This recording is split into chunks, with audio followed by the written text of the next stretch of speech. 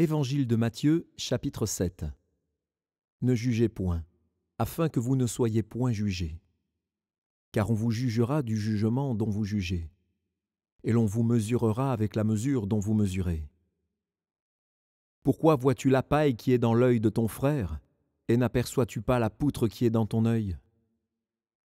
Ou comment peux-tu dire à ton frère, « Laisse-moi ôter une paille de ton œil », toi qui as une poutre dans le tien?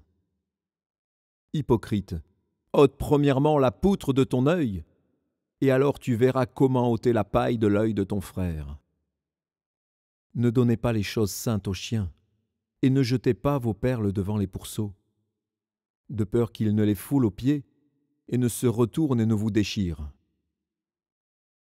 Demandez, et l'on vous donnera.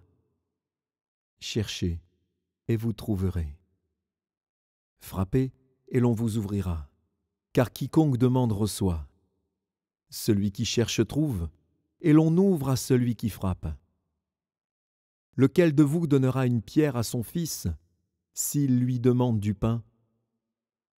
Ou, s'il demande un poisson, lui donnera-t-il un serpent?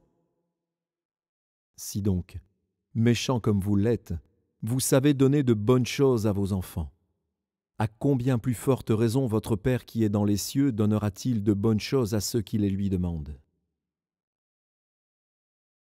Tout ce que vous voulez que les hommes fassent pour vous, faites-le de même pour eux, car c'est la loi et les prophètes.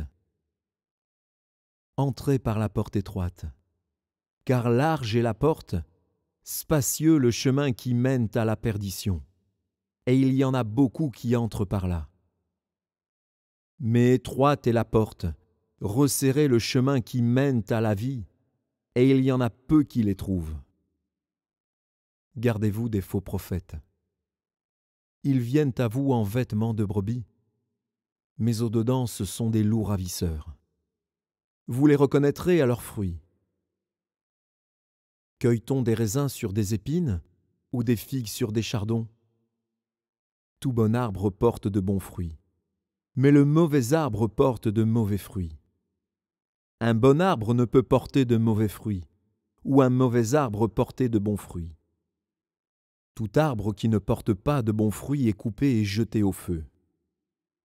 C'est donc à leurs fruits que vous les reconnaîtrez. Ceux qui me disent « Seigneur, Seigneur », n'entreront pas tous dans le royaume des cieux, mais seulement celui qui fait la volonté de mon Père qui est dans les cieux. Plusieurs me diront en ce jour-là, « Seigneur, Seigneur, n'avons-nous pas prophétisé par ton nom? N'avons-nous pas chassé des démons par ton nom? Et n'avons-nous pas fait beaucoup de miracles par ton nom? » Alors je leur dirai ouvertement, « Je ne vous ai jamais connus. Retirez-vous de moi, vous qui commettez l'iniquité. » C'est pourquoi, quiconque entend ces paroles que je dis et les met en pratique, sera semblable à un homme prudent qui a bâti sa maison sur le roc. La pluie est tombée, les torrents sont venus. Les vents ont soufflé et se sont jetés contre cette maison. Elle n'est point tombée, parce qu'elle était fondée sur le roc. Mais quiconque entend ces paroles que je dis et ne les met pas en pratique sera semblable à un homme insensé qui a bâti sa maison sur le sable. La pluie est tombée, les torrents sont venus, les vents ont soufflé et ont battu cette maison. Elle est tombée et sa ruine a été grande.